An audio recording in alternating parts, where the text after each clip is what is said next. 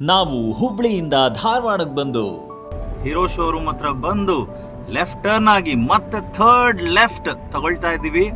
So ಈಗ ನಿಮ್ಮೆಲ್ರಿಗೂ home ಟೂರ್ನಲ್ಲಿ Pandit Venkatesh Kumar ಅವ್ರ ಮನೆ ಕರ್ಕೊಂಡು ಹೋಗ್ತಾ ಇದ್ದೀವಿ. ಬನ್ನಿ ಬನ್ನಿ ಬನ್ನಿ ಬನ್ನಿ ಹೋಗೋಣ. ಸ್ನೇಹಿತರೆ, ಪದ್ಮಶ್ರೀ ಗೌರವ ಜೊತೆಗೆ ರಾಜ್ಯ ವಿದ್ವಾನ್ ಪ್ರಶಸ್ತಿಯ ಗೌರವ ಪಡೆದಂತ ನಮ್ಮೆಲ್ಲರ ನೆಚ್ಚಿನ ಗಾಯಕರಾದಂತ ಪಂಡಿತ್ ಎಂ ವೆಂಕಟೇಶ್ ಕುಮಾರ್ ಅವರ ಧಾರವಾಡದ ಮನೆಗೆ home tour very exclusively Kaladegula ಸ್ಟುಡಿಯೋದಲ್ಲಿ ಮಾತ್ರ ನೀವು ನೋಡ್ತಾ ಇದ್ದೀರಾ. ಮನೆ ಒಳಗಡೆ ಹೋಗ್ತಾ ಇದ್ದಂಗೆ ಅವರ ನೆಚ್ಚಿನ ಗುರುಗಳಾದಂಥ ಪಂಡಿತ್ ಪಂಚಾಕ್ಷರಿ ಗವಾಯ್ ಹಾಗೆ ಪಂಡಿತ್ ಪುಟ್ಟರಾಜು ಕವಿ ಗವಾಯ್ ಅವರ ಭಾವಚಿತ್ರವನ್ನು ನೋಡ್ತೀವಿ. ಮನೆ ಒಳಗಡೆ ಎಷ್ಟೊಂದು ಮೆಮೆಂಟೋಸು, ಅವಾರ್ಡ್ಸು ಅದೆಲ್ಲ ನೋಡ್ತೀವಿ. ಹಾಗೆ ಗಂಡ ಹೆಂಡತಿ ಫೋಟೋ, ಹಾಗೆ ಮಕ್ಕಳು photo and very special award receive ಮಾಡ್ತಾ ಇರೋಂಥ ಫೋಟೋಗ್ರಾಫ್ಗಳನ್ನೆಲ್ಲ ಕೂಡ ನೋಡ್ತೀವಿ.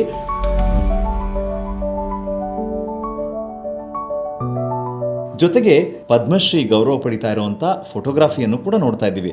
ಹಾಗೆ ನೋಡ್ಕೊಂಡು ಹಿಂಗೆ ತಿರುಗ್ತಾ ಇದ್ರೆ ಮತ್ತೆ ಅದರ ಸರ್ಟಿಫಿಕೇಟ್ನ ಕೂಡ ನಾವು ನೋಡ್ತಾ ಇದ್ದೀವಿ. ಆ್ಯಂಡ್ ನೋಡಿ, ಬಂದೇ ಬಿಟ್ರು ಪಂಡಿತ್ ವೆಂಕಟೇಶ್ ಕುಮಾರ್ ಅವರು. ಹೆಂಗಿದ್ದೀರಿ ಸರ್?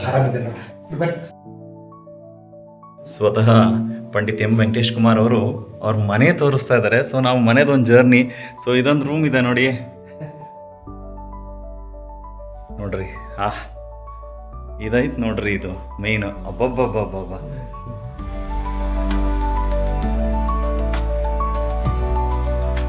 ಸರ್ ಅಂದ್ರೆ ಎಷ್ಟು ವರ್ಷದಿಂದ ನೀವು ಹಿಂಗೆ ಮಾಡಕತ್ತೀರ್ರಿ? ಈಗ ಸುಮಾರು 45 ವರ್ಷ. 45 ವರ್ಷ.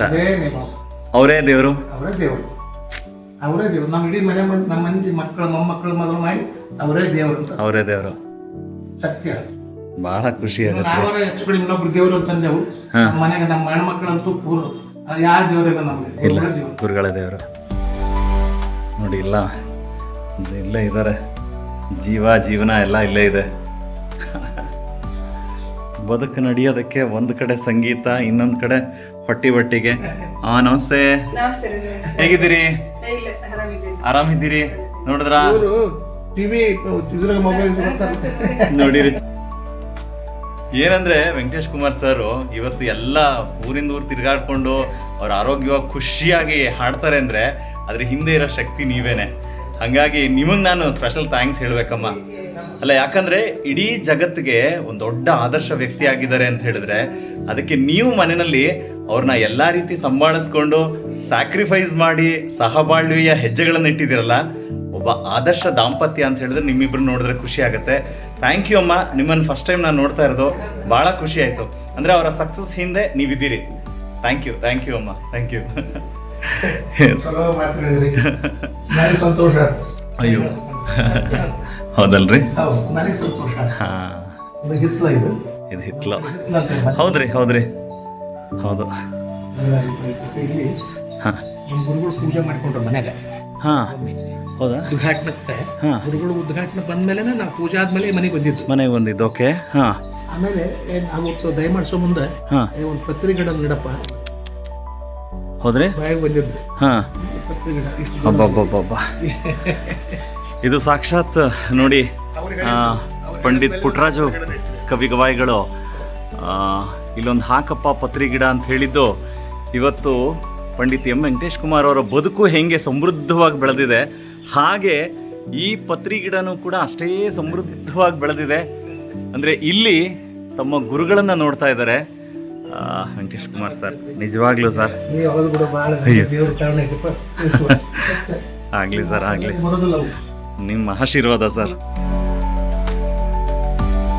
ಸರ್, ನೀವೊಂದು ಅಂಗಿ ಹಾಕಿ ಬಂದರೆ ಒಂದು 5 ನಿಮಿಷ ಒಂದು ಕೂತ್ ಮಾತಾಡ್ರಿ.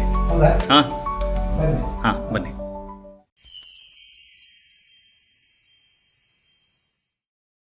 ನಮಸ್ಕಾರ, ನಾನು ಕಲಾದೇಗುಲ ಶ್ರೀನಿವಾಸ್. ಸೀನೋ ಜೊತೆ ಸಂವಾದ ಇವತ್ತು ತುಂಬಾ ವಿಶೇಷವಾಗಿದೆ.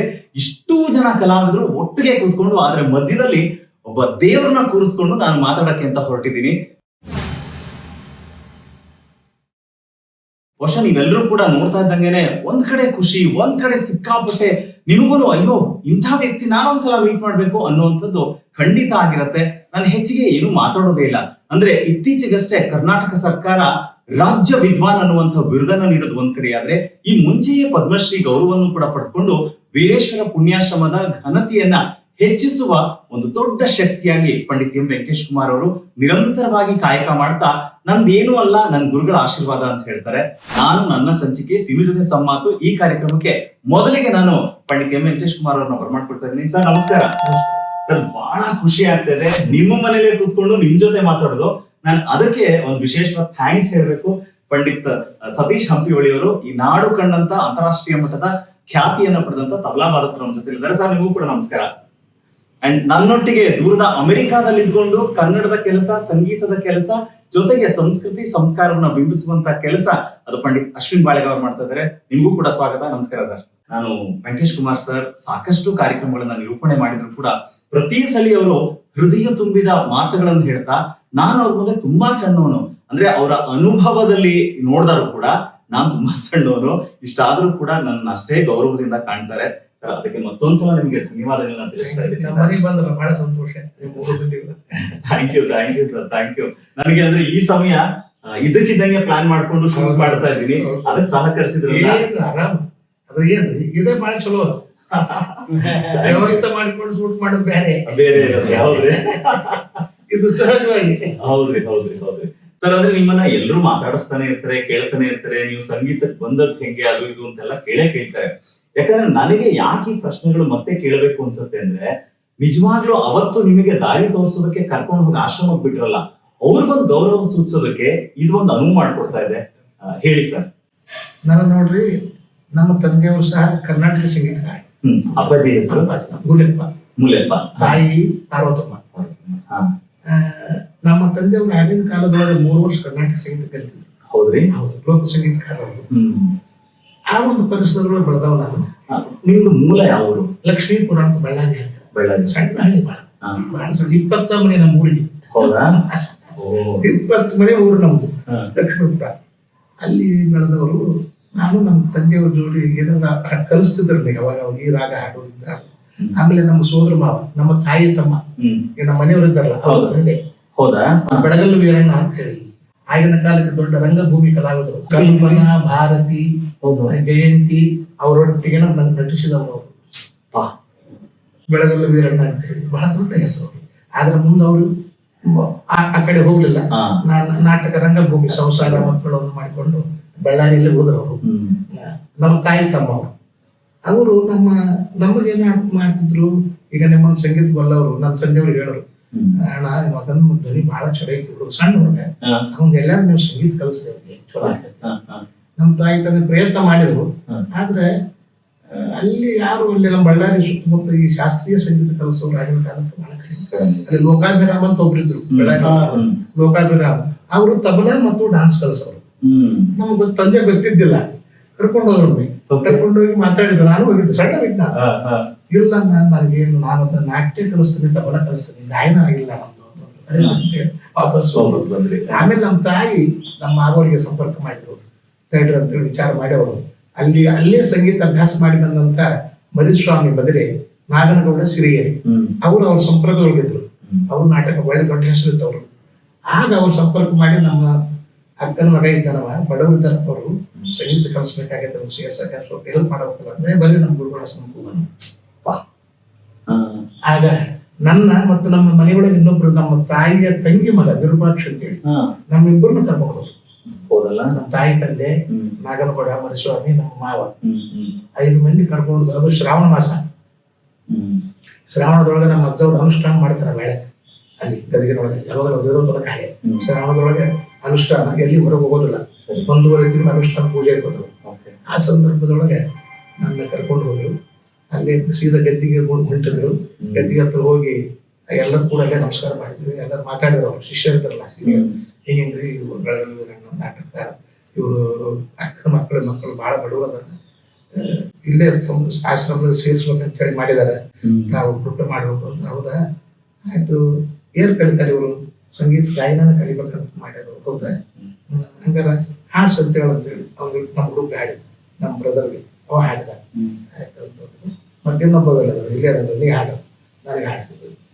ಇವೊಂದು ಧ್ವನಿ ಚಲೋ ಐತಿ, ಇವೊಂದು ಧ್ವನಿ ಚಲೋ ಐತಿ, ಆದ್ರೆ ಇವಾಗ ಚಂಚಲ ಅದ ನೋಡೋದು. ಅವರಿಗೆಲ್ಲ ಗೊತ್ತಾಗುತ್ತೆ.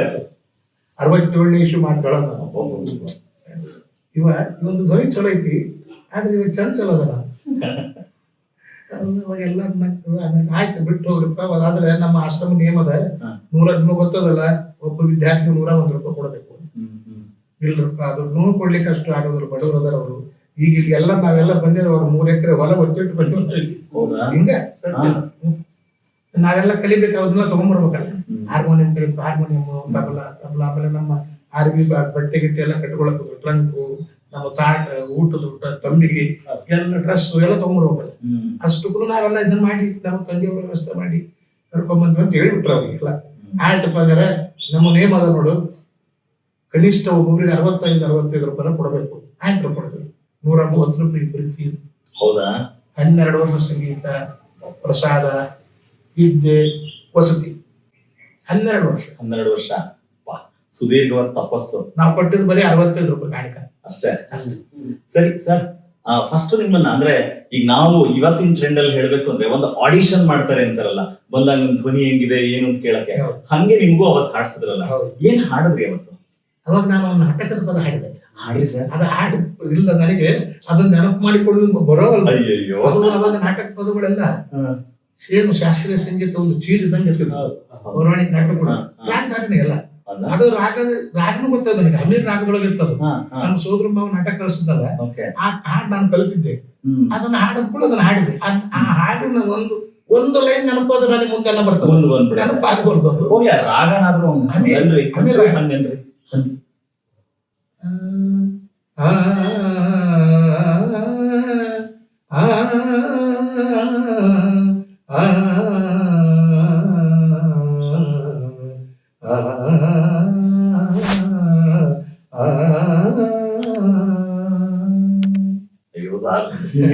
ನಮಸ್ಕಾರ ಸ್ನೇಹಿತರೆ. ಏನ್ ಗೊತ್ತಾ ನೋಡಿ, ನಿಜವಾದ ಕಲಾವಿದ್ರು ಅಂದ್ರೆ ಹೊತ್ತು ಗೊತ್ತು ಯಾವ ಪರಿಸ್ಥಿತಿ ಯಾವ ವ್ಯವಸ್ಥೆ ಏನೂ ಇಲ್ಲದೆ ಇದ್ರು ಕೇಳಿದ ತಕ್ಷಣ ಹಾಡ್ತಾರೆ ಹೀಗೆ ಅಂತ ಹೇಳಿದ್ರೆ ಅದು ಅವರ ದೊಡ್ಡಸ್ತಿಕೆ.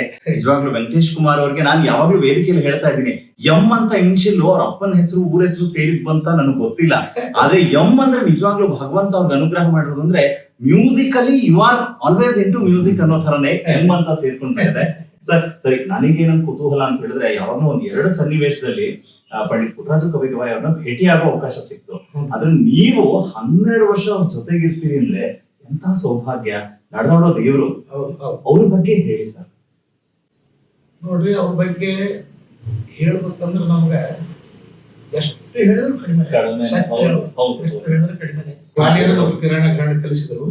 ಆಮೇಲೆ ಇವ್ರಿಗೆ ಅಲ್ಲಿ ಶಿವಯೋಗ ಮಂದಿರ ಅಂದ್ರೆ ಏನ್ರಿ, ಸನ್ಯಾಸಿಗಳನ್ನು ತಯಾರು ಮಾಡ್ತಕ್ಕಂಥ ಮಂದಿರ ಅದು. ಹೌದು, ಒಟ್ಟುಗಳು ಒಳ್ಳೆ ಸನ್ಯಾಸಿಗಳನ್ನು ತಯಾರು ಮಾಡ್ತಕ್ಕಂಥದ್ದು. ಅಲ್ಲಿ ಎಲ್ಲರೂ ಗ್ರಾಮಸ್ಥರು, ಅವರು ಭಕ್ತರು ಅದು ಬಂದು ಆನಂದಕುಮಾರ ಸ್ವಾಮಿಗಳಿಗೆ, ಇಲ್ಲ ಇವರು ಸಂಗೀತಗಾರರಾಗ್ತಾರ, ಸಂಗೀತಗಾರ ಇಲ್ಲಿ ಸಂಗೀತ ಶುರುವಾತಂದ್ರೆ ಮತ್ತ ಅದು ಶೃಂಗಾರ ಆ ಮತ್ತೆ ನಮ್ಮ ಒಟ್ಟುಗಳ ಮೇಲೆ ಅದು ಪ್ರಭಾವ ಬೇರೆ ಆಗ್ತದೆ. ಎಂತ ಆಲೋಚನೆ ನೋಡಿ ಸರ್. ಆ ಪ್ರಭಾವ ಬೇರೆ ಆಗ್ತದೆ, ದಯಮಾಡಿ ಇವ್ರನ್ನ ಕಳಿಸ್ರಿ ಅಂತ ಅವ್ರು ಗಂಟು ಬಿದ್ರು ಅವ್ರಿಗೆ, ಕುಮಾರಸ್ವಾಮಿಗಳಿಗೆ. ಅವರು ಆಂಗಲ್ ಕುಮಾರಸ್ವಾಮಿಗಳಿಂದ ಇವ್ರನ್ನ ಕಳಿಸ್ಬೇಕಾದ್ರೆ 3 ದಿನ ವೇಚನೆ ಮಾಡಿದ್ರು. ಬಹಳ ದುಃಖ ಪಟ್ಟದವು, ಅವ್ರನ್ನ ಹೊರಗೆ ಕಳಿಸ್ಬೇಕಾದ್ರೆ. ಅವಾಗ ಹೇಳಿದ್ರಂತ, ಆಯ್ತಪ್ಪ ಇವ್ರ ಭಕ್ತರದ ವಿಚಾರ ಇದ್ದದ, ನೀವು ಎಲ್ಲೇ ಇದ್ರು ನಾನು ಇದ್ದೀನಿ ಹಿಂದೆ, ನೀವು ಹೋಗ್ಬೇಡಿ, ಒಳ್ಳೇದಾಗ್ತದೆ. ನಮ್ಮ ಅಜ್ಜವರು ಪಂಚಾಕ್ಷರ ಹೊರಬಿದ್ರು. ಅವ್ರ ಮುಂದೆ ಒಂದು 4 ಮಂದಿ ಇದ್ರು ಶಿಷ್ಯರು. ಅವ್ರು ಕರ್ಕೊಂಡು ಹೊರಗೆ ಬಂದ್ರು. ಅವಾಗ ಸಂಚಾರಿ ಪಾಠಶಾಲೆ ಅಂತ ಮಾಡಿದ್ರು. ಅವಾಗ ಈರೇಶ್ವರ ಪುಣ್ಯಾಶ್ರಮ ಆಗಿದ್ದಿಲ್ಲ, ಸಂಚಾರಿ ಪಾಠಶಾಲೆ.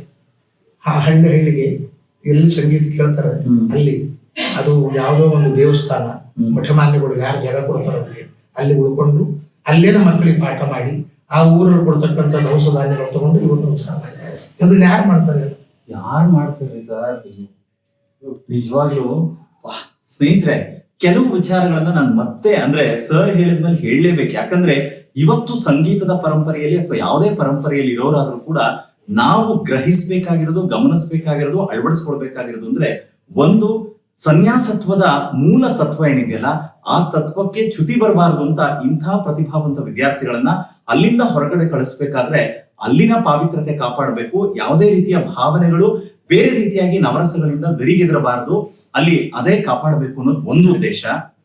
ಇನ್ನೊಂದು ಕಡೆ ಸಂಗೀತ ನಿಲ್ಲಬಾರದು ಅನ್ನೋ ಕಾರಣಕ್ಕೆ ಅವ್ರು ತಗೊಂಡಂತ ಕೈಂಕರ್ಯ ಮನೆ ಮನೆಗೆ ಅಂದ್ರೆ ಹಳ್ಳಿ ಹಳ್ಳಿಗೆ ಹೋಗಿ ಸಂಗೀತದ ಪಾಠ ಮಾಡುವಂತ ಕಾಯಕ ಇದೆಯಲ್ಲ, ಇವತ್ತು ನಾವು ಮೊಬೈಲ್ ಸಂಗೀತ ಬೇರೆ ಬೇರೆ ಮಾತಾಡ್ತೀವಿ, ಆದ್ರೆ ಅವತ್ತಿನ ಕಾಲಘಟ್ಟಕ್ಕೆನೆ ನಿಜವಾಗ್ಲೂ ಎಂಥ ಒಂದು ಕೈಂಕರ್ಯವನ್ನ ತೆಗೆದುಕೊಂಡಿದ್ದು ನಿಜ ಭಗವಂತನೇ ಅಂತ ಹೇಳಬೇಕು. ಹೇಳ್ರಿ ಸರ್. ಎಸ್, ಅಂದ್ರೆ ಇಂಥ ಗುರುಗಳ ಅನುಗ್ರಹ, ಆಶೀರ್ವಾದ, ಆ ಪರಂಪರೆ ನಿಮಗೆ ಸಿಕ್ಕಿ ನೀವು ಕಲಿತೀರಲ್ಲ ಸರ್. ನನ್ಗೆ ಒಂದೇ ಒಂದು ಅಂದ್ರೆ ಅಂಥದ್ದೇನಾದ್ರೂ ಪ್ರಯೋಗ ಆಗಿದ್ಯಾ ಗೊತ್ತಿಲ್ಲ, ನಾನು ನಿಮ್ಮನ್ನ ಕೇಳ್ತಾ ಇದ್ದೀನಿ ಅಷ್ಟೇ. ಈಗ ಗುರುಗಳ ಹೇಳ್ಕೊಟ್ಟಿದ್ ಒಂದು ಯಾವ್ದೋ ಒಂದು ಮೂಲ, ಒಂದು ರಾಗದ ಆಧಾರ ಇರುತ್ತೆ. ಸೊ ಆ ರಾಗದ ಆಧಾರದಲ್ಲಿ ನಿಮ್ಮದೇ ಆದಂತ ಪರಿಕಲ್ಪನೆಯಲ್ಲಿ ಅದನ್ನ ಇನ್ನೊಂದಷ್ಟು ವಿಸ್ತರಿಸಿ ಹಾಡಿದ್ದು ಮಾಡಿದ್ದು ಆ ಥರದ್ದು ಯಾವ್ದಾದ್ರು ಒಂದಿದೆ? ಎಲ್ಲ ಮಾಡ್ಲೇಬೇಕಾದ್ರು, ಯಾಕಂದ್ರೆ ಗುರುಗಳು ನಮಗೆ ಮಾರ್ಗದರ್ಶನ ತೋರಿಸ್ತಾರೆ. ಅಂದ್ರೆ ಘರಾಣೆದಾರ ಗಾಯಕಿ ಅವರು ಶುದ್ಧವಾಗಿ ರಾಗ ಹಿಂಗ ಆಡ್ಬೇಕು. ಆಮೇಲೆ ಅವ್ರು ಹೇಳ್ತಿದ್ರು, ನೀವು ಧ್ವನಿ ಚಂದರ್ ಅಂತೇಳಿ ಹೆಂಗ್ ಬೇಕು ಹಾಡ್ತಾರೆ, ಇದು ಶಾಸ್ತ್ರೀಯ ಸಂಗೀತ, ಮೇನ್ ಶಾಸ್ತ್ರ. ಇಲ್ಲಂದ್ರೆ ಬ್ಯಾರೆ ಆಗ್ತದ ಶಾಸ್ತ್ರೀಯ ಸಂಗೀತ. ಅದಕ್ಕೆ ಮೊದಲು ಕರೆಕ್ಟ್ ಆಗಿ ಕಲಿ, ಅಭ್ಯಾಸ ಮಾಡಿ, ರಾಗದಾಗ ಕರೆಕ್ಟ್ ಆಗಿ ಆ ರಾಗಕ್ಕೆ ಸಂಬಂಧಪಟ್ಟ 3-4 ರಾಗ ಹತ್ತನೇ ಇರ್ತಾವ. ಆ ರಾಗಗಳನ್ನು ದೂರ ಇಟ್ಟು ನೀವು ಹಾಡ್ಬೇಕು. ಈಗ ನಾನು ಹಮೀರ ಹಾಡಿದೆ, ಅದು ಕೇದಾರ್ ಹತ್ರದಲ್ಲಿದೆ, ಆಮೇಲೆ ಕಾಮೋದ ಹತ್ರದ. ಅವ್ರ ರಾಗಗಳು ದೂರ ಇಟ್ಟು ಅವು ಇದ್ರೊಳಗೆ ಬರ್ಲಾರ್ದಂಗ ನಾನು ಇದ್ರ ಪ್ರಯತ್ನ ಕೇಳಬೇಕು. ಇವು ಅಭ್ಯಾಸ ಮಾಡ್ಬೇಕು, ಗುರುಗಳ ಕಡೆಯಿಂದ ಹೇಳ್ಬೇಕು. ಹಿಂಗ ನಮ್ಗೆ ಅವ್ರು ಹೇಳ್ತಿದ್ರು. ಆಮೇಲೆ ಅವ್ರು ಶುದ್ಧವಾದ ಶಾಸ್ತ್ರೀಯ ಸಂಗೀತ ಅದನ್ನೇ ಹೇಳಿದ್ರು ಅವ್ರು. ನಾವು ಬಿಟ್ಟು ಧ್ವನಿ ಚೋಳೋದು ಅಂತೇಳಿ ಹೆಂಗ್ ಬೇಕು ಹಾಡಕ್ ಹೋಗ್ಬೇಡ, ಧ್ವನಿ ಚೋಳೋದು ಅಂತೇಳಿ ಹೆಂಗ್ ಬೇಕು ಮಂದಿ ಹೋಗ್ತಾರ ಅಂತೇಳಿ ಹಂಗ್ ಮಾಡ್ಬೇಡ್ರಿ. ನೀವು ಶುದ್ಧವಾಗಿ ಶಾಸ್ತ್ರೀಯ ಸಂಗೀತ ಕಲಿವಿ, ಅದಕ್ಕಿಂತಲೂ ಹೆಚ್ಚಿನ ಕಿಮ್ಮತ್ ನಿಮ್ಗೆ ಇರ್ತದೆ. ಆಮೇಲೆ ಸರ್, ನಾನದೇ ಗುರುಗಳ ಬಗ್ಗೆ ಕೇಳೋದಾದ್ರೆ ಅವರ ಅಗಾಧವಾದ ಪಾಂಡಿತ್ಯ ಜೊತೆಗೆ ಸಂಗೀತದಲ್ಲಿ ಕರ್ನಾಟಕ ಶಾಸ್ತ್ರೀಯನೂ ಗೊತ್ತಿತ್ತು, ಹಿಂದೂಸ್ತಾನಿನೂ ಗೊತ್ತಿತ್ತು. ಅಂದ್ರೆ ಉಭಯಗಾನ ವಿಚಾರರು ಅಂತ ಅಲ್ವಾ? ಉಭಯ ಗಾಯನಾಚಾರ್ಯ ಅಂತ ಅವ್ರ ಹೆಸರು. ಗಾನ ಪಂಚಾಕ್ಷರವಾಗಿ ಉಭಯ ಇಡೀ ಹಿಂದೂಸ್ತಾನದೊಳಗೆ ಪ್ರಥಮ, ನಮ್ಮ ಕರ್ನಾಟಕದೊಳಗೆ ಅವ್ರಿಗೆ ಅದರ ಹೆಸರು ಅವರೊಬ್ಬರಿಗೆ ಉಭಯ ಗಾಯನಾಚಾರ್ಯ ಗಾನಯೋಗಿ ಪಂಚಾಕ್ಷರಿ ಗವಾಯಿ. ಈಗ ನಿಮಗೆ ಕಲಿಸ್ಬೇಕಾದ್ರೆ ಸರ್ ಎರಡೂ ಕಲಿಸಿದ್ರ ಅಥವಾ ಬರೀ ಹಿಂದೂಸ್ತಾನಿ? ಹಿಂದೂಸ್ತಾನಿ ಕರ್ನಾಟಕ ಕಲಿಸೋದು ಶುರು ಮಾಡಿದ್ರು ನೋಡು ನಡಿಗೆ. ಅದು ಶುರು ಮಾಡಿದ್ರು, ನಮಗೆ ಯಾಕದು ಹೊಡಿಲಿಲ್ಲ, ಬೇಡ ಬೇಡ ಬರೀ ಹಿಂದೂಸ್ತಾನಿ ಅಂದ್ರೆ ಆ ಪ್ರಯತ್ನ ಆಗಿತ್ತು ಕಲ್ಸಕ್ ಶುರು ಮಾಡಿದ್ರು. 1-2 ತ್ಯಾಗರಾಜ ರಚನೆ ಹೇಳಪ್ಪ ಅಂದ್ರು. ಅದು ಯಾಕೋ ನಮ್ಗೆ ಅವ್ರಿಗೆ ಗೊತ್ತಾಗ್ಬಿಡ್ತದ, ಬೇಡ ಬೇಡ ಬೇಡ ನೀನ್ ಬರೀ ಹಿಂದೂಸ್ತಾನಿ ಕಲಿ ಅಂದ್ರು ಸರ್. ಅವರು ಆಮೇಲೆ ಅವರು ಹೆಂಗ್ ಸರ್ ಎಲ್ಲ ಸಮಯ ಹೊಂದಿಸ್ಕೊಳ್ತಾ ಇದ್ರು? ಈಗ ನೀವೇ ಹೇಳಿದ್ರಿ ಅವ್ರು ಮಾಡ್ತಾ ಇದ್ದಿದ್ದು ಶಿವ ಪೂಜೆ ಒಂಥರ ತಪಸ್ತರ ಇತ್ತು, ಅಂದ್ರೆ ತ್ರಿಕಾಲ ಜ್ಞಾನಿಗಳು. ಆಮೇಲೆ ಮತ್ತೆ ಅವ್ರಿಗೆ ಬರವಣಿಗೆ, ಅದು ಬರೆಯೋದಕ್ಕಾಗ್ಲಿ, ಆಮೇಲೆ ಅಷ್ಟು ಒಂದು 18 ವಾದ್ಯಗಳನ್ನಾಗ್ಲಿ, ಹಾಡೋದಾಗ್ಲಿ, ಎಲ್ಲಾನು ಸಮಯ ಹೆಂಗ್ ಹೊಂದಿಸ್ಕೊಂಡು ಯಾವಾಗ ಏನ್ ಮಾಡ್ತಾ ಇದ್ರು ಅವ್ರು? ನೋಡಿ ಸರ್, ನಾವು ನೋಡಿದಾಗ ಬೆಳಗ್ಗೆ 4 ಗಂಟೆಗೆ ಹೇಳ್ತಿದ್ರು. ಬೆಳಿಗ್ಗೆ 4 ಗಂಟೆಗೆ ಎದ್ದು ಅವರೇ ಒಂದು ವಾದ್ಯನ ತಗೊಂಡು ಕೂತಿದ್ರು ಹಿಂಗೆ ಅಂತ ಮೇಲೆ. ಅವರು ವಯಲಿನ್ ನುಡಿಸ್ತಿದ್ರು, ಸಾರಂಗಿ ನುಡಿಸ್ತಿದ್ರು, ಕರ್ನಾಟಕ ಶೈಲಿ ಒಳಗೆ ವೀಣಾ ನುಡಿಸ್ತಿದ್ರು, ಆಮೇಲೆ ಹಾರ್ಮೋನಿಯಂ ಅಷ್ಟೇ ತಗೊಳ್ತಿದ್ದಿಲ್ಲ, ವಯಲಿನ್ ವಿದ್ಯೆ ತಂತಿ ವಾದ್ಯಗಳು ತಗೊಳ್ತಿದ್ರು. ಬೆಳಿಗ್ಗೆ ತಗೊಂಡು ಅವರು ಎದ್ದು ನುಡಿಸ್ಕೊಂತ ಕೂಡೋರು. ವಿದ್ಯಾರ್ಥಿಗಳು ಯಾರು ಇರ್ಲೇನಪ್ಪ ಅಂತಂದ್ರು, ಬಂದು ಪಾಠಕ್ಕ ಅಂತ. ನಾ ಮರಳು ಬಿಡ್ತಿದ್ವಿ, ಸಣ್ಣ ಹುಡ್ರಲ್ಲ, ನಿಂತ್ಕೊಂಡಾಗ ಇರ್ತಿದ್ವಿ. ಒಬ್ಬ ಸೇವೆ ಮಾಡೋಣ, ಅವ್ರ ಬಾಜು ಕರ್ತಿದ್ದೆ, ಅವ್ರು ನೆಪ್ಸ ಇಂಟೇಷನ್ ಕುಮಾರ್ ನೆಪ್ಸ್ ಎಲ್ಲ ನೋಡ್ರು ನೆಪ್ಸಿ. ಅವ್ರು ನಮ್ಮನ್ನ 4 ಗಂಟೆಗೆ ನಾವು ಹೋಗಿ ಇಮಿಡಿಯೇಟ್ಲಿ ಹೋಗಿ ಮುಖ ತೊಳ್ಕೊಂಡು ಕೂತ ಪಾಠ ಶುರು. 4ರಿಂದ 7 3 ತಾಸು ಕಂಪಲ್ಸರಿ. ಬೈತಿದ್ರು ನಮ್ಗೆ, ಎದಕ್ ಬಂದಿದ್ರು, ಉಂಡು ಮಲಗಕ್ ಬಂದಿರಿ ಸಣ್ಣ ಹುಡ್ರು ನಾವು. ನಾನು ಅಲ್ಲಿ ಗುರುಗಳ ಹತ್ರ ಸೇರಿದ್ದು 14-15 ವರ್ಷ. ಅಲ್ಲಿ 3 ವರ್ಷ ಮೊದಲು ಅಭ್ಯಾಸ ಮಾಡಿದೆ, 12 ವರ್ಷಕ್ಕೆ ಬರೋ ವಯಸ್ಸು ಸೇರಿದಾಗ. ಆ ವಯಸ್ಸೊಳಗೆ ನಾವು ಕೂಡ ಸೇರಿದ್ವಿ. ಅವರು ಮತ್ತು 4-7ರಿಂದ ಆಟ ಮುಗಿಸಿ ಅವ್ರು ಸಂಚಾರಕ್ಕೆ ಹೋಗೋರು. ಆಮೇಲೆ ಬಂದು ಸ್ನಾನ, ಪಕ್ಕಾ ಮಡಿಯಿಂದ ಸ್ನಾನ, ಗಂಡು ಹುಡ್ರೆ ಅಡಿಗೆ ಮಾಡ್ಬೇಕು ಅವ್ರಿಗೆ. ಹೌದು, ಅದು ಮಧ್ಯಾಹ್ನ 1 ಗಂಟೆ 2 ಗಂಟೆ ಮಟ್ಟ ಮುಗಿದಿತ್ತು ಪೂಜಾ. ಆಗ ನಮ್ಮ ಪ್ರಸಾದ ಮೇಲೆ ನಮ್ಗೆ ಊಟ. ಹೌದು, ಅದನ್ನ ಜೀವನ ಪರ್ಯಂತ ಕಾಯ್ಕೊಂಡು ಹೋದ್ರು. ಇಲ್ಲ, ಆ ತರದ ವ್ಯಕ್ತಿತ್ವ ನಾವು ಮತ್ತೆ ನೋಡಕ್ ಸಾಧ್ಯನೇ ಇಲ್ಲ ಬಿಡಿ. ನೀವು ಅಂದ್ರೆ ಅದೃಷ್ಟವಂತರು ಅಂತಾನೆ ಹೇಳಿದ್ರೆ, ನಾವು 7 ಜನ್ಮದ ಪುಣ್ಯ. ಅಂತ ಗುರುಗಳು ನಮ್ಗೆ ಸಿಕ್ಕರಲ್ಲ, ಅವ್ರ ದರ್ಶನ ಮಾಡಿದ್ವಿ ನಾವು ಸಾಕು. ನಮ್ಗೆ ವಿದ್ಯೆ ಏಟ್ ಬರ್ತದೋ ಅದು ಬೇರೆ, ನಾವು ಕಲ್ತಷ್ಟು ನಮ್ಗೆ ಬರ್ತದೆ, ಅಭ್ಯಾಸ ಮಾಡಿದಷ್ಟು. ಆದ್ರೆ ಆ ಮಹಾತ್ಮರು ಈ ಜನ್ಮದೊಳಗೆ ನಮ್ ದರ್ಶನ ಆತಲ್ಲ, ನಾವು ಪುಣ್ಯವಂತರು. ಅದೇ ಅಂತ ಗುರುಗಳ ಸಮ್ಮುಖದಲ್ಲಿ ಕಲ್ತವ್ರನ್ನ ನಿಮ್ಮನ್ನ ನಾವು ನೋಡ್ತೀವಿ ಅಂದ್ರೆ ನಮ್ ಸೌಭಾಗ್ಯ. ಅದು ನೀವ್ ಇಟ್ಕೊಂಡಿರೋ ಗುರು ಭಕ್ತಿ ಇದೆಯಲ್ಲ ಸರ್, ಅದಕ್ಕೆ ಎಷ್ಟು ನಾವು ಏನ್ ಹೇಳಿದ್ರು ಕಡಿಮೆ. ಯಾಕಂದ್ರೆ ಇವತ್ತು ನಮ್ಮ ಭಾರತದಲ್ಲಿ ಸಾಂಸ್ಕೃತಿಕವಾಗಿ ಅದು ಹಿಂದೂಸ್ತಾನಿ ಶಾಸ್ತ್ರೀಯ, ಅದು ಈ ಪರಂಪರೆಯನ್ನ ಮುಂದುವರಿಸೋದಕ್ಕೆ ಎಲ್ಲೇ ಹೋದ್ರು ಕೇಳೋ ಹೆಸರು ಅಂದ್ರೆ ಪಂಡಿತ್ ಎಂ ವೆಂಕಟೇಶ್ ಕುಮಾರ್ ಅಂತ. ಅಂದ್ರೆ ಗುರುಗಳ ಆಶೀರ್ವಾದ ಹಂಗಾಗಿದೆ ಅಂತ ಹೇಳಿ ಅನುಗ್ರಹ ಮಾಡಿರೋದನ್ನ ನೀವು ಅಷ್ಟೇ ಪವಿತ್ರತೆಯಿಂದ ಕಾಪಾಡ್ಕೊಂಡು ಬರ್ತಿದ್ದೀರಲ್ಲ, ಅದು ನಮಗೆ ಬಹಳ ಖುಷಿ ಅನ್ಸುತ್ತೆ. ಮಾಡೋರೆಲ್ಲ ನಮ್ಮ ಕೈಯಾಗೇನಿಲ್ಲ. ಸ್ನೇಹಿತರೆ, ಪಂಡಿತ್ ಎಂ ವೆಂಕಟೇಶ್ ಕುಮಾರ್ ಅವ್ರ ಜೊತೆ ಕೂತ್ರೆ ನಮಗೆ ನಿಜವಾಗ್ಲೂ ಅಂದ್ರೆ ಅವರ ಸಂಗೀತದ ವಿದ್ವತ್ತಿನ ಘನತೆಯನ್ನ ನೋಡಿದಾಗ ನಾವು ಬೇರೆ ಯಾರಾದ್ರೂ ಈ ಪಾಪ್ಯುಲಾರಿಟಿ ಇರುವಂತ ವ್ಯಕ್ತಿ ಹತ್ರ ಇಷ್ಟು ಹತ್ರ ಕೂರಕ್ ಸಾಧ್ಯನೇ ಇಲ್ಲ. ಅವ್ರನ್ನ ಯಾವ್ದೋ ಒಂದ್ ಡಿಸ್ಟೆನ್ಸ್ ಅಲ್ಲಿ ಕೂತ್ಕೊಂಡು ಅಥವಾ ಸುಮ್ನೆ ಒಂದ್ ನಮಸ್ಕಾರ ದೂರದಿಂದ ಮಾಡ್ಬೇಕು. ಆದ್ರೆ ಇವ್ರು ಎಷ್ಟು ಆತ್ಮೀಯರಿದ್ದಾರೆ ಅಂತ ಹೇಳಿದ್ರೆ ಅವ್ರು ನಡೆದು ಬಂದಂತ ಪರಂಪರೆ ಹಂಗಾಗಿ ನಮ್ಮನ್ನ ಇಷ್ಟ ಹತ್ರ ಕೂರಿಸ್ಕೊಂಡಿದ್ದಾರೆ. ನಾನು ಆ ಮುಂದೆ ಒಂದ್ ಸಲಿಗೆಯಿಂದ ಯಾವಾಗ್ಲೂ ಅವರು ನನ್ನನ್ನ ಪ್ರೀತಿಯಿಂದ ಮಾತಾಡಿಸ್ತಾರೆ, ಇವತ್ತು ಕೂಡ ಹಾಗೆ. ಅದಕ್ಕೆ ಅವರ ಒಂದ್ ಜರ್ನಿಯ ಸ್ಪೆಷಲ್ ಮೂಮೆಂಟ್ಸ್ ನ ಕೇಳ್ತಾ ಇದ್ದೀನಿ. ಸೊ ಕೇಳ್ತೀನಿ ಸರ್, ಸಂಗೀತ ಅಂದಾಕ್ಷಣ ಎಲ್ರಿಗೂ ಎಲ್ಲಾನು ಒಲಿಯತ್ತೆ ಅಂಡ್ ಕೇಳೋದಕ್ಕೆ ಇಂಪು ಅನ್ಸಿದ್ದನ್ನೆಲ್ಲ ಕೇಳ್ತಾ ಇರ್ತೀವಿ ನಾವು. ಅದನ್ನ ನೀವು ಶಾಸ್ತ್ರೀಯವಾದ ಗಾಯಕ ಆಗಿದ್ರು ಕೂಡ ರಂಗಭೂಮಿಯ ಹಿನ್ನೆಲೆ, ನಾಟಕದ ಹಾಡುಗಳನ್ನೆಲ್ಲ ಕೇಳ್ತಾ ಇದ್ರಿ, ಆ ಮಟ್ಟ ಎಲ್ಲ ಗೊತ್ತಿತ್ತು ಅಂತ ಗುರುಗಳ ಕೇಳಿದಾಗ ನೀವು ಅದನ್ನೇ ಹಾಡಿದ್ರಿ ಅಂತಾನು ಹೇಳಿದ್ರಿ. ಅದಲ್ಲದೆ ಸರ್, ಸಿನಿಮಾ ಸಂಗೀತ ಅದೊಂಥರ ವಿಶೇಷವಾದ ಆಕರ್ಷಣೆ. ಸೊ ನೀವು ಸಿನಿಮಾ ಹಾಡುಗಳನ್ನ ಕೇಳ್ತಿದ್ರಾ? ಸಿನಿಮಾ ಹಾಡು ಮೊದಲು ನೋಡ್ರಿ ಅವು ಕೇಳ್ಕೊಂಡು ನಾವು ಹಾಡಿದ್ವು. ಹೌದಲ್ಲ? ಸಂಗೀತದಲ್ಲಿ ಆಗಿನ ಹಾಡದೊಳಗೆ ವೆಂಕಟೇಶ, ಹೌದು, ಆಮೇಲೆ ಟಿ.ವಿ. ಶ್ರೀನಿವಾಸ್, ಇವರಿಬ್ರು ಬಹಳ famous. S Janaki, P. Susheela, ನಾವು ಎಂತ ಹಾಡು ಹೃದಯಕ್ಕೆ ಮುಟ್ತಕ್ಕಂತ ಹಾಡು. ಸರ್ ಎಲ್ಲರೂ ಸರ್ ನಿಮ್ ಹಾಡುಗಳನ್ನ ಆನ್ ಡಿಮ್ಯಾಂಡ್ ಅಲ್ಲಿ ಯಾವ್ದಾದ್ರು ಕೇಳ್ತಾ ಇರ್ತಾರೆ. ನಿಮ್ದು ಯಾವ ಸುಮಾರು ಲಿಸ್ಟ್ ಇದೆ, ದೊಡ್ಡ ಲಿಸ್ಟ್.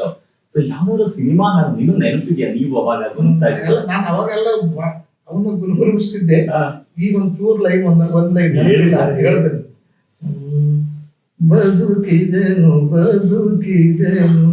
ಭವಯನಗೆ ಹಿಂದಿತು ಪದುಮನಾಭನ ಸೇವೆ ಎನವದಗೆ ಬಂತು. ಬದುಕಿದೆನು ಭವಯನಗೆ ಹಿಂದಿತು. ಸರ್ ಆಕ್ಚುಲಿ ಇವತ್ತು ನಾವೇ ಪುಣ್ಯವಂತರು ನೋಡಿ, ನಿಮ್ ಬಾಯಿನಲ್ಲಿ ಸಿನಿಮಾ ಹಾಡು ಕೇಳೋಂತ ಅವಕಾಶ. ನಾನು ಬಹಳ ಇಂಥವೆಲ್ಲ ಬಹಳ ಚಂದ ಗುಣಗುಣ ಅಂತಿದ್ ಮನೆ. ಆಮೇಲೆ ಕಂಠಸಾರದ ಒಂದು ಹಾಡು, ಪಂಡಿತ್ ಕಾಪುರಂ, ತೆಲುಗು ಅಂದ್ರೆ ಪ್ರಭಾವ ಆಗಿದ್ದು ಹಾಡುಗಳು. ಹೌದ್ರಿ. ಬಾಬು ವಿನುರಾ ಅನ್ನದ ಮೂಲ ಕಥವ ಕಟಿ, ಬಾಬು ವಿನುರಾ ಅನ್ನದ ಮೂಲ ಕಥವ ಕಟಿ. ಏನ್ ಸರ್, ಬಹಳ ಖುಷಿ ಅನ್ಸ್ತದೆ ಸರ್. ಅವು ಆ ಪಿಕ್ಚರ್ ಹಂಗೆ ನಾ ಪಿಕ್ಚರ್ ನೋಡ್ತಿದ್ದಲ್ಲ ಮೊದಲು. ಆ ಪಂಡಿತ್ ಕಾಪುರಂ ಅಂದ್ರೆ ಎಲ್ಲಾ ಒಟ್ಟಿಗೆ 3-4 ಅಣ್ಣ ತಮ್ಮಂದ್ರೆ ಒಂದ್ ಮನೆಗೆ ಇರ್ತಾರ. ತಾಯಿ ತಂದೆ ವಯಸ್ಸಾಗ್ಬಿಡ್ತದೆ, ಆ ಮಕ್ಕಳು ಎಷ್ಟು ಪ್ರೀತಿಯಿಂದ ನೋಡಿರ್ತಾರ. ಆಮೇಲೆ ಅಣ್ಣ ತಮ್ಮಂದ್ರೆ ಹಿರಿಯ ಮಗ ಎಲ್ಲಾ ಜವಾಬ್ದಾರಿ ತಗೊಂಡು ಅವನು ಏನು ಮಾಡ್ಲಾರ್ದ, ತನಗೆ ಏನಿಲ್ಲ ಈ ತಮ್ಮಂದಿರನ್ನ ಎಲ್ಲ ಸಾಕಿರ್ತಾನ, ಅವನ ಮೇಲೆನೆ ಇವರೆಲ್ಲ ಅವನ ಹೊರಗೆ ಹಾಕ್ತಾರ. ಹಾಗೆ ಆ ಹಾಡು, ಆ ಸನ್ನಿವೇಶಗಳು ನೋಡಿಬಿಟ್ರೆ ಎಷ್ಟೋ ಸಂಗೀತ ಕೇಳ ನೋಡಕ್ ಬರ್ತಿದ್ರು ಪ್ರೇಕ್ಷಕರು, ಹತ್ಕೊಂತ ಹೊರಗೆ ಬರ್ತಿದ್ರು. ಅವಾಗಿನ ಸಿನಿಮಾಗಳು, ಸಂಗೀತ ಎಲ್ಲ ಕಥಾವಸ್ತು ಹಾಗೆ ಇರ್ತಾ ಇತ್ತಲ್ಲ.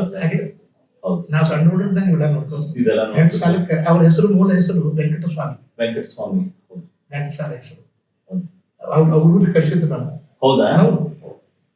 ಶಾಸ್ತ್ರೀಯ ಸಂಗೀತಕ್ಕೆ ಒಂದು ಹೆಸರು ನೆನಪು ಮಾಡಿದೆ, ಅನೇಕ ಕನ್ನಡ ಚಲನಚಿತ್ರ ಗೀತೆಗಳಿಗೆ ಅವರೇ ನುಡಿಸಿದ್ರು. ಫೇಮಸ್ ಚೆಂಗೆಂದು ಆ ಹಾಡುಗಳಿಗೆಲ್ಲ ನಮ್ಮ ಮಾವರು ಹಾರ್ಮೋನ್ ನುಡಿಸಿದ್ರು, ಅವ್ರು ತಬಲ ನುಡಿಸಿದ್ರು ನಾಟಕದೊಳಗೆ. ತುಂಬಾ ಇಸ್ ಒನ್ ಆಫ್ ದಿ ಸಚ್ಚೆ ಬಹಳ ದೊಡ್ಡ ತಬಲ. ಎಸ್, ಫೇಮಸ್ ಆಗಿನ ಕಾಲಕ್ಕೆ. ಅಲ್ಲ ನೋಡಿ ಸ್ನೇಹಿತರೆ, ಕೆಲವು ಹೆಸರುಗಳನ್ನ ಸುಮ್ಮನೆ ಎಲ್ಲೋ ಕೇಳಿದ್ವಿ ಅಂತ ಅನ್ಸುತ್ತೆ, ಅಥವಾ ಪುಸ್ತಕದಲ್ಲೋ ಅಥವಾ ಗೂಗಲ್ ಮಾಡಿದ್ರೆ ನಮ್ಗೆ ಆ ಹೆಸರುಗಳನ್ನ ನೋಡಿರ್ತೀವಿ.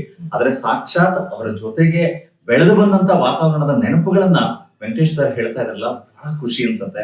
ಅಂಡ್ ಹೌದು ಸರ್, ನಾನು ಒಬ್ಬ ನಿರೂಪಕನಾಗಿ ನಾನಿದ್ ಯಾವಾಗ್ಲೂ ಯೋಚನೆ ಮಾಡ್ತೀನಿ, ಯಾರು ಧ್ವನಿಯನ್ನ ಅವರ ಬದುಕಾಗಿಸ್ಕೊಂಡಿರ್ತಾರಲ್ಲ, ಅವರು ಧ್ವನಿ ಕಾಪಾಡ್ಕೊಳ್ಳೋದು ಒಂದು ದೊಡ್ಡ ಚಾಲೆಂಜ್ ಇರುತ್ತೆ. ಅಂದ್ರೆ ನಾವ್ ಏನೇ ನೀರ್ ಕ್ಯಾರಿ ಮಾಡ್ಬೋದು ಅಥವಾ ಫುಡ್ ನಾವೇ ತಗೊಂಡು ಹೋಗ್ಬೋದು, ಎಲ್ಲಾ ಮಾಡಿದ್ರು ವಾತಾವರಣ ನಮ್ಗೆ ಹೊಂದ್ಕೊಳ್ಳಲ್ಲ, ಬದಲಾಗ್ತಾನೆ ಇರುತ್ತೆ. ಸೊ ನೀವ್ ಹೆಂಗ್ ನಿಮ್ಮ ಧ್ವನಿ ಕಾಪಾಡ್ಕೊಳ್ತೀರಾ ಸರ್? ನಾನು ಮತ್ತೆ ಅಲ್ಲಿ ಪ್ರೋಗ್ರಾಮ್ ಇದ್ದೇ ಇರ್ತಾವ್ರೆ, ಧ್ವನಿ ಕಾಯ್ಕೊಳ್ಳೋದು ನಮ್ದು ಅದನ್ನೇ ಕಾಯಕನೇ ಅದು. ಹೌದ್ರಿ, ಧ್ವನಿ ಕಾಯ್ಕೊಳ್ಳೋದೇ ಒಂದು ಬಹಳ ಮುಖ್ಯ. ಆದ್ರೂ ಒಮ್ಮೊಮ್ಮೆ ಕೈ ಕೊಡುತ್ತೆ. ನೀವ್ ಹೇಳಿದ್ರಲ್ಲಿ ವಾತಾವರಣ ನಾವೆಷ್ಟೇ ನಾವು ರಕ್ಷಣೆ ಮಾಡ್ಕೊಂಡು ಹೋದ್ರು ಸಹ, ಈಗ ನಾವು ಹೊರಗೆ ಹೋಗ್ತೀವಿ, ಈಗ ನಾವು ಉಡ್ಡು ಮನೆಯಿಂದ ತಗೊಂಡು ಹೋಗ್ಬೋದು 1 ಹೊತ್ತು 2 ಹೊತ್ತಿಂದ ಊಟ. ಅಲ್ಲಿ 4 ದಿವಸ ಪ್ರವಾಸದಾಗ ಆಗೋದಿಲ್ಲ. ಅನಿವಾರ್ಯವಾಗಿ ನಾವು ಅಲ್ಲಿ ತಿನ್ನಬೇಕಾಗತ್ತೆ, ನೀರು ಕುಡಿಲೇಬೇಕಾಗ್ತದೆ. ಆದ್ರೂ ನಾನು ನೀರು ಕುಡಿತಿದ್ದಿಲ್ಲ. ಮೊದಲು ನಾನು ಕಾದಾರ ನೀರು ಒಯ್ತಿದ್ದೆ, ಅವ್ರು ಮೂತ್ಕೊಳ್ಳಿ ಬಿಸಿನೀರು ಶುರು ಮಾಡಿದೆ. ಆದ್ರೆ 99% ನಮ್ಮ ಗುರುಗಳು ಒಮ್ಮೆ ನನ್ನ ಧ್ವನಿ ಹೋದಾಗ ನೋಡಿದ್ರು ಅವ್ರು, ಮುಂದೆ ಯಾಕೆ ಹಿಂಗಾಕತ್ತ ಧ್ವನಿ ಅಂತಂದ್ರು. ಆಮೇಲೆ ಹೇಳಿದ್ರು ಅವ್ರು, ನೀನು ಕಾದಾರ ನೀರು ಕುಡಿ. ಅವತ್ತಿಂದ ಕಾದಾರ ನೀರು, ಈಗ ನಾನು 50 ವರ್ಷ ಆಯ್ತು ಮನೆ ಒಳಗೆ ಎರಡು ಕಾದಾರ ನೀರು ಕುಡಿಯೋದು, ಹೊರಗೆ ಹೋದ್ರೆ ಬಿಸಿನೀರು. ಆದ್ರೆ ಅಲ್ಲಿ ಏನಾಗ್ತದೆ, ಹೊರಗೆ ಒಂದು ಧ್ವನಿ ಯಾವಾಗ ಕೇಳ್ತದಂದ್ರೆ ಈ ಪಲ್ಯ ಸಾರು ಅದು ಉಣ್ತೀವಲ್ಲ, ಅಲ್ಲಿ ಎಣ್ಣೆ ಹಾಕಿರ್ತಾರ ನೋಡ್ರಿ, ಅದೇ ಯಾವಾಗಿಂದ ಬಳಸಿರ್ತಾರೋ ಗೊತ್ತಿಲ್ಲ, ಅದ ಧ್ವನಿ ಹೊಡ್ತಕೊಳ್ಳೋದು. ಬರೇ ನೀವು ಅನ್ನ ಸಾರದ ತುಪ್ಪ ಹಾಕಿ ತಿಂದ್ರೆ ಏನಾಗುದಿಲ್ಲ. ನಾನು ಎಷ್ಟೋ ಸರಿ ಹಾಗೆ ಮಾಡಿದ್ವಿ. ಅವಾಗ ನಮ್ಗೊಂದು ಇದು ಇರ್ತಲ್ಲ, ಧ್ವನಿ ಕಾಳಕ್ಕೆ ಹೋಗ್ಬೇಕು, ಈ ವಯಸ್ಸಾಗೈತಿ ನಡೀತದೆ. ಅವಾಗ ನಮ್ಗೆ ಬಹಳ ಸಂಕಟಿತ್ತು, ಧ್ವನಿ ಹೋಗ್ಬಿಡ್ತಂದ್ರೆ ಏನ್ ಮಾಡ್ಬೇಕು. ಹೌದು, ಅದೇ ಬರೀ ಇಡ್ಲಿ ತುಪ್ಪ, ಇಲ್ಲಾಂದ್ರೆ ಬರೀ ಇಡ್ಲಿ ಚಕ್ರ ತಿಂದು ಬಂದಿಲ್ಲ ಕೆಲವು ಕಡೆ. ಸರ್, ಈಗ ಸಿಂಗರ್ಸ್ ಗಳನ್ನ ತುಂಬಾ ಜನ ಬೇರೆಯವ್ರನ್ನ ಕಮರ್ಷಿಯಲ್ ಆಗಿರೋರು ಬೇರೆ ಅವ್ರನ್ನೆಲ್ಲ ಕೇಳಿದಾಗ, ನನಗೇನಿಲ್ಲ, ನಾನು ಆರಾಮ್ಸೆ ಐಸ್ ಕ್ರೀಮ್ ತಿಂತೀನಿ, ಚಾಕ್ಲೇಟ್ ತಿಂತೀನಿ, ನಾನು ಎಣ್ಣೆಲ್ ಕರ್ತಿ ತಿಂತೀನಿ ಎಲ್ಲ, ಬಟ್ ಆರಾಮ್ ಹಾಡ್ತೀನಿ ಅಂತ. ಸೊ ನೀವು ಅದೇ ತರ ಮಾಡ್ತೀರಾ? ಇಲ್ಲ, ಅದು ಏನೋ ಹೇಳ್ತೀನಿ, ಕೆಲವರು ಧ್ವನಿ ಏನು ತಿಂದ್ರು ಏನೋ ಆಗೋದಿಲ್ಲ. ಗಾಡ್ ಗಿಫ್ಟ್ ಅದು. ಬಾಲಮುರಳಿ ಇದ್ರಲ್ಲ, ಹೌದು, ಬಾಲಮುರಳಿ ಅವರು ಐಸ್ ಕ್ರೀಮ್ ತಿಂತಿದ್ರು. ಹೌದು, ಅವ್ರ ಧ್ವನಿ ಏನು ಸರಳ ಇತ್ತು. ಅದು ಕೆಲವು ಗಿಫ್ಟ್. ಅದು ಇವನ್ SPB ಅವರು ಹಾಗೆ ಸರ್, ಅವರು ಹಾಗೆ ಯಾವಾಗ ಬೇಕು ಅವ್ರ ಧ್ವನಿ ಫುಲ್ ಹಾಡ್ಬಿಡ್ತಿದ್ರು. ಎಲ್ಲಾನು ತಿಂತದ, ಅದು ಎಲ್ಲರಿಗೂ ಬರೋದಿಲ್ಲ. ಅದು ಅವ್ರವ್ರ ಶರೀರದ ಮೇಲೆ. ಕಲಿಕೆ ನಿರಂತರ ಅಂತಾರೆ, ಅಭ್ಯಾಸನೂ ನಿರಂತರ ಅಂತ ಹೇಳ್ತಾರೆ. ಆದ್ರೆ ನಿಮ್ಮ ಬದುಕಿನಲ್ಲಿ ನೀವು ಸರ್? ಅಂದ್ರೆ ಅದು ಅವ್ರು ಹೇಳಿದ್ರು, ದೊಡ್ಡವ್ರು ಹೇಳಿದ್ ಸತ್ಯನದು. ಯಾಕಂದ್ರೆ ಈಗ ನಾವು ಒಂದು ದಿನ ಅಭ್ಯಾಸ ಬಿಟ್ಟಿವಿ ಅಂದ್ರೆ 8 ದಿನದ ಅಭ್ಯಾಸ ಹಿಂದೆ ಹೋಗ್ತೀವಿ ಅಂತ ನಾವು. ಹೌದಾ? ಒಂದು ವಾರ. ಅದಕ್ಕೆ ನಿತ್ಯ ನೀವು ಎಷ್ಟು ಅಭ್ಯಾಸ ಮಾಡ್ತೀರಿ ಅಷ್ಟು ನಿಮಗೆ ಅದ್ರ ಬಗ್ಗೆ ನಿಮಗೆ ಇದಿರ್ತದೆ, ಕಾನ್ಫಿಡೆನ್ಸ್ ಇರುತ್ತೆ. ಈಗ ಕಾರ್ಯಕ್ರಮಗಳು ಇಲ್ಲದೇ ಇರೋ ಟೈಮಲ್ಲಿ ನೀವು ಫ್ರೀ ಇರ್ತೀರಲ್ರಿ ಸರ್, ನೀವು ಎಷ್ಟು ತಾಸು ಅಭ್ಯಾಸ ಮಾಡ್ತಿದ್ದೀರಾ ಈಗ್ಲೂ? ಮೊದಲು ನಾನು ಸುಮಾರು ಒಂದು 10-12 ತಾಸು ಮಾಡ್ತಿದ್ದೆ. ಹೌದು, ಸರಿ. ಈಗ ಸ್ವಲ್ಪ ಇದಾಗ್ತದೆ ವಯೋನಿಮಿತ್ತ. ಈಗಂದ್ರೆ ಬಹಳ ಒಂದು 2-3 ತಾಸು ಮಾಡ್ತೀವಿ. ಆದ್ರೂ ಸರ್ 2-3 ತಾಸು ಅಂದ್ರೆ ಹುಡುಗಾಟನ ಇವಾಗಿನವ್ರು ಯಾರು ಕೇಳಂಗೆ ಇಲ್ವಲ್ರಿ ಸರ್? ಬೆಳಿಗ್ಗೆನ ಮಾಡ್ತೇನೆ, ಆಗ ಚಲೋ ಧ್ವನಿ ಕಾಯಿಸ್ಕೋಬೇಕಂದ್ರೆ ಬೆಳಿಗ್ಗಿನ ವಾತಾವರಣ ಚಲೋ. ಅವಾಗ ನೀವು ಅಭ್ಯಾಸ ಮಾಡಿ ಇಟ್ಕೊಂಡ್ಬಿಟ್ರಂದ್ರೆ ಸಾಯಂಕಾಲ ಬೇಕಾದ್ರೆ 3-4 ತಾಸು ಕಾರ್ಯಕ್ರಮಕ್ಕೆ ಏನು ತೊಂದರೆ ಆಗೋದಿಲ್ಲ. ಖುಷಿ ಆಯ್ತ್ರಿ ಸರ್. ಇದು ಒಂದಂದ್ರೆ ನಮಗೆ ಒಂದು ಇನ್ಫಾರ್ಮೇಶನ್ ಕಲಿಕೆಗೆ ಧ್ವನಿ ಕಾಪಾಡ್ಕೊಳ್ಬೇಕಾಗುವಂತವ್ರಿಗೆ ಒಂದಷ್ಟು ವಿಚಾರಗಳು ಕೇಳಿದೆ. ನೀವ್ ಹೇಳಿದ್ ಸತ್ಯ ಸರ್. ಆಯ್ತು, ನಿಮ್ಮ ಸಮಯ ಹೆಚ್ಚು ತಗೊಂಡಿದ್ದೀರಿ. ನನಗೇನಿಲ್ಲ ಸರ್, ಎಲ್ರ ಜೊತೆಲಿದ್ದೀವಿ, ಅಲ್ಲಿ ನಮ್ ಸಿನು ಜೊತೆ ಸಂಮಾತು ಒಂದು ಎಪಿಸೋಡ್ ನೋಡ್ತಾ ಇದಾರೆ. ಸೊ ಅವ್ರಿಗೆ ಏನಾದ್ರು ಒಂದು ಕೇಳಿಸಿ ಸರ್. ನಾನ್ ನಿಮ್ಮನ್ನ ಯಾವ್ದು ಡಿಮಾಂಡ್ ಮಾಡಲ್ಲ, ಮತ್ತೆ ತಿರ್ಗಾ ಕೇಳಿದ್ನೇ ಕೇಳಲ್ಲ. ನಿಮ್ಗೆ ಏನ್ ಖುಷಿ ಅನ್ಸುತ್ತೆ ಈ ಕ್ಷಣಕ್ಕೆ? ಯಾವ್ದಾದ್ರು ಒಂದು ಗುಣಗುಣಿಸಿ ಸರ್. ಇದು ಗುರುಗಳ ರಚನೆ ಮಾಡಿದ್ದು ವಚನ, ಗುರು ವಚನ ಪ್ರಭಾ ಅಂತ ಒಂದು ಪುಸ್ತಕ ಬರೆದರು. ಅದನ್ನ ನಾವು ಧ್ವನಿ ಮಾಡಿದ್ವಿ. ವಸಂತ ಕನಕಾಪುರ ಅವರು ಕಂಪೋಸ್ ಮಾಡಿ, ಅದನ್ನು ಗುರುಗಳ ಕಡೆಯಿಂದ ಹಸ್ತದಿಂದಲೇ ಬಿಡುಗಡೆ ಮಾಡಿ ಆಶ್ರಮದೊಳಗೆ. ಗುರುವಿಗೆ ತನುವನ್ನು, ಲಿಂಗಕ್ಕೆ ಮನವನ್ನು, ಜಂಗಮಕ್ಕೆ ಧನವ ಕೊಟ್ಟು ನಿಶ್ಚಿಂತನಾಗಿರುವ ಭಕ್ತನೇ ಮಹಾದೇವನಯ್ಯ. ಅಯ್ಯ ಭಕ್ತನೇ ಮಹಾದೇವನಯ್ಯ. ಗುರುವಿಗೆ ತನುವನ್ನು, ಲಿಂಗಕ್ಕೆ ಮನ. ಸರ್ ನಮಸ್ಕಾರ, ನಮ್ಮ ಕಡೆಯಿಂದ ಒಂದು ಅಭಿನಂದನೆಗಳು. Thank you so much sir. ಬಹಳ ಸಂತೋಷ, ನಮಗ್ ಖುಷಿ ಆಯ್ತು. ನೀವು ಇಡೀ ಮನೆ ತೋರಿಸಿದ್ರಿ, ಅಂಡ್ ಅಮ್ಮ ಎಸ್ಪೆಷಲಿ ನೋಡಿದ್ದು. ನಾನು ಅವಾಗೇನೋ ಅಮ್ಮನ್ ತೋರಿಸ್ಬೇಕಾದ್ರೆ ಹೇಳ್ತಾ ಇದ್ದೆ ಸ್ನೇಹಿತರೆ, ಯಾವುದೇ ಮನೆಯ ಯಶಸ್ವಿ ವ್ಯಕ್ತಿ, ಅದು ಗಂಡು ಮಕ್ಳಿರ್ಲಿ ಹೆಣ್ಮಕ್ಳಿರ್ಲಿ, ಅವ್ರ ಹಿಂದೆ ನಿಲ್ತಾರಲ್ಲ, ಅವ್ರಿಗೆ ನಿಜವಾದ ಕ್ರೆಡಿಟ್ ಹೋಗ್ಬೇಕು. ಯಾಕಂದ್ರೆ ಕಲಾವಿದರು ಅಂದಿದ ತಕ್ಷಣ ಹೊರಗಡೆ ಓಡಾಟ ಜಾಸ್ತಿ, ಮನೆ ನೋಡ್ಕೊಳ್ಳೋದು ತುಂಬಾ ಕಷ್ಟ. ಆದ್ರೆ ಮನೇನ ನೋಡ್ಕೊಂಡು ಮಕ್ಕಳನ್ನ ನೋಡ್ಕೊಂಡು ಸಂಸ್ಕಾರದಿಂದ ಬೆಳೆಸೋ ಜವಾಬ್ದಾರಿ ಇದೆಯಲ್ಲ, ಹಾಗಾಗಿ ನಾನು ಅಮ್ಮನ್ಗೊಂದು ಸ್ಪೆಷಲ್ ಥ್ಯಾಂಕ್ಸ್ ಹೇಳ್ತೀನಿ. ಅಂಡ್ ನಿಜವಾಗ್ಲೂ ನನಗೆ ಒಂದು ನೆನಪು ಆಗ್ತದೆ. ನಾನು ಮತ್ತೆ ನೌಕರಿ ಮಾಡ್ಬೇಕು, ಮತ್ತೆ ಹಿಂಗ್ ಕಾರ್ಯಕ್ರಮಗಳು ಬಂದ್ರೆ ಹೋಗ್ಬೇಕು. ಹೌದು. ಆ ವೇಳಕ್ಕೆ 3 ಮಕ್ಕಳು, ನಮ್ಗೆ 2 ಗಂಡು 1 ಹೆಣ್ಣು. ಒಂದೊಂದ ಹಿಂಗ್ ಇಟ್ಕೊಂಡು ಬಳ್ಳಾಗ ಒಬ್ಬ ನಿನ್ನ ಹೆಗಲಿ ಮೇಲೆ ತಗೊಂಡು ಒಬ್ಬನ ಕೈಯಾಗ ಹಿಡ್ಕೊಂಡು ಶಾಲೆ ಕರ್ಕೊಂಡು ಹೋರವ್ರು. ಅಮ್ಮ ಅವ್ರು ನೌಕರಿ ಹತ್ತೋ ಮಟ್ಟ ನನಗೇನು ಗೊತ್ತಿಲ್ಲ, ಎಲ್ಲ ನಿಭಾಯಿಸಿದಾರೆ ಅವರು. ಸತ್ಯ ಹೇಳೋದು. ಅದಕ್ಕೆ ನನಗೆ ಹೇಳ್ತದೆ, ನೋಡಪ್ಪ ಮನ್ಯಾಗ ಹೆಣ್ಮಕ್ಳು ಚಲೋ ಇದೆ. ಅದು ಗುರುಗಳು ಹೇಳ್ತದೆ ನಮ್ಗೆ. ವೆಂಕಟೇಶ್ ಅವಾಗ ನಾವು ಕರೆ ಮುಂದೆ ವೆಂಕಟೇಶ್ ಅವ್ ಏನ್ ಮೂಡ್ ಬರ್ತೈತೆ ಏನೋ ಸಂದರ್ಭ ಬಂದಾಗ ಹೇಳ್ಬಿಡೋದು. ಸಂಗೀತಗಾರಿಗೆ ಹೇಳ್ತಿ ಚಲೋ ಸಿಗ್ಬೇಕು, ಗುರುಗಳ ಆಶೀರ್ವಾದ ನಿಮಗೆ ಅಲ್ಲ. ಗುರುಗಳು ಹೇಳ್ತಿದ್ರು ಸಂಗೀತಗಾರಿಗೆ ಹೇಳ್ತಿ ಚಲೋ ಸಿಗ್ಬೇಕು, ಹಿಂಗ ಇದೇ ಸ್ಟೈಲ್ ಆಗಕ್ಕೆ ನೋಡಿ ಅಲ್ಲ. ಅದೇ ಅವ್ರ ಆಶೀರ್ವಾದ ನಿಮ್ಗೆ ಎಲ್ಲ ನಮ್ಗೆ ಏನು ಇಲ್ಲ. ಅವರು ದೊಡ್ಡವರು, ಅದನ್ನ ಹೇಳಿದ ನಿಮಗೆ. ಎಲ್ಲಿಯೋ ಹಳ್ಳಿಯಾಗ ಹುಟ್ಟಿದವ್ರು ನಾವು, ಅಂಥವ್ರಿಗೆ ಇಡೀ ದೇಶನ ತೋರಿಸಿದ್ರಲ್ಲ. ನಿಮ್ಮ ಸರಳ ಬದುಕು, ನಿಮ್ಮ ಸರಳ ರೀತಿ, ನೀವೆಲ್ಲರನ್ನು ಆತ್ಮೀಯವಾಗಿ ನಡೆಸ್ಕೊಳ್ಳೋ ರೀತಿ ಇದೆಯಲ್ಲ. ನಾವು ಭೀಮಸೇನ್ ಜೋಶಿ ಅವ್ರಿಗೆ ಒಂದು ಅವ್ರನ್ನ ನೋಡಿ, ಗುರುಗಳ ಹೆಸರು ಕೇಳಿದ್ಕೊಳ್ಳೋ ಹಿಂಗ ಅವ್ರ ಮುಖದ ಭಾವನೆ ನೋಡಿ ಇವತ್ತಿನವರೆಗೆ ನನಗೆ ಹಬ್ಬ. ಸತ್ಯ ಹೇಳ್ತಾರೆ ಅಲ್ಲ, ಗುರುಗಳ ಹೆಸರು ಹೇಳಿದ್ರು ಕೂಡ ಅವ್ರ ಭಾವನೆ ಹೌದಾ ಅಂತ ಕೈ ಎತ್ತಿ ನಮಸ್ಕಾರ ಮಾಡಿ ಅಂತ ಮನುಷ್ಯರು. ಅವರು ಗಂಗೂಬಾಯಿ ಅವರು, ಆಮೇಲೆ ನಮ್ಮ ರಾಜಗುರುಗಳಂತೂ ಅದೇ ಕಲ್ತವ್ರು. ಇವರೆಲ್ಲ ಗುರುಗಳು. ನಾವು ಬರೀ ಸಂಗೀತಗಾರರು, ಅವ್ರು ಸಂಗೀತಗಾರ ಅಲ್ಲಪ್ಪ, ಸಂಗೀತಗಾರದ ಸಂಗೀತಗಾರ. ಇದೇ ಮಾತು, ಸಂಗೀತಗಾರರ ಸಂಗೀತಗಾರ. ಆಗ್ಲಿ ಸರ್, ಇಷ್ಟು ಹೊತ್ತು ಸಮಯ ಕೊಟ್ಟು ನನ್ನ ಜೊತೆ ಕೂತು ಎಲ್ಲರೂ ಈ ಜೊತೆ ಕೂತ್ಕೊಳ್ಳುವಂತ ಒಂದು ಅವಕಾಶ ಆಯ್ತಲ್ಲ. Thank you so much sir. Thank you so much sir. Thank you. ಎಲ್ಲ ಬಂದಿದ್ದು ನಮ್ಗೆ ಸಂತೋಷ. ಅಲ್ಲ, ನಾವು ನೀವೆಲ್ಲರೂ ಸಿಗ್ತಿರ್ತೀವಿ. ನಮ್ಮ ಮನೆಗೆ ಬಂದ್ರಲ್ಲ, ಧಾರವಾಡಕ್ಕೆ ಬಂದು ಮನೆ ಬಹಳ ಸಂತೋಷ, ಬಹಳ ಸಂತೋಷ. ಸ್ನೇಹಿತರೆ, ಸೀನು ಜೊತೆ ಸಂಮಾತು ಇದಾಗಿತ್ತು ಒಂದು ಸ್ಪೆಷಲ್ ಆದಂತ ಎಪಿಸೋಡು. ಸೊ ದಿಢೀರ್ ಅಂತ ಪ್ಲಾನ್ ಮಾಡಿದ್ದು. ಸೊ ಹಾಗಾಗಿ ಅದಕ್ಕೆ ಅವರು ಕೂಡ ಮುಕ್ತವಾಗಿ ಮಾತಾಡ್ತೀನಿ ಕೂತ್ಕೊಂಡ್ರಲ್ಲ. ಅಂದ್ರೆ ಯಾವುದೇ ಹಮ್ಮು ಬಿಮ್ಮು ಇಲ್ಲದೆ ಇರುವಂತ ಸರಳತೆ ಇದೆಯಲ್ಲ, ಅದನ್ನ ನಾವು ಇವತ್ತಿನವರು ಎಲ್ಲರೂ ನೋಡ್ತಾ ಇರೋರು ಅಳವಡಿಸ್ಕೊಂಡ್ರೆ ಬಹುಶಃ ಜೀವನದಲ್ಲಿ ಉದ್ಧಾರ ಆಗ್ತೀವಿ ಅನ್ನೋದಕ್ಕೆ ಜೀವಂತವಾದಂತ ನಿದರ್ಶನ. ಸೊ ಹಾಗಾಗಿ ಇಂಥ ಇಬ್ಬರು ದಿಗ್ಗಜ, ಇನ್ನಿಬ್ಬರು ಕಲಾವಿದರ ಜೊತೆಲಿ ಕೂರಿಸ್ಕೊಂಡು ಹಂಪಿಹೊಳಿ ಸರ್ ಇರ್ಬೋದು, ಅಶ್ವಿನ್ ಅವ್ರು ಇರ್ಬೋದು. ಅಂಡ್ ನನಗೆ ಯಾವಾಗ್ಲೂ ಈ ತರ ವಾತಾವರಣ ಆಪ್ತತೆ ಅನ್ಸತ್ತೆ. ನಿಮಗೆ ಈ ಎಪಿಸೋಡ್ ಇಷ್ಟ ಆಯ್ತು ಅಂತ ಅಂದ್ಕೊಳ್ತಾ ಸೀನು ಜೊತೆ ಸಂವಾದ ನಾನು ಇಲ್ಲಿಗೆ ಮುಗಿಸ್ತಾ ಇದ್ದೀನಿ. ನಮಸ್ಕಾರ.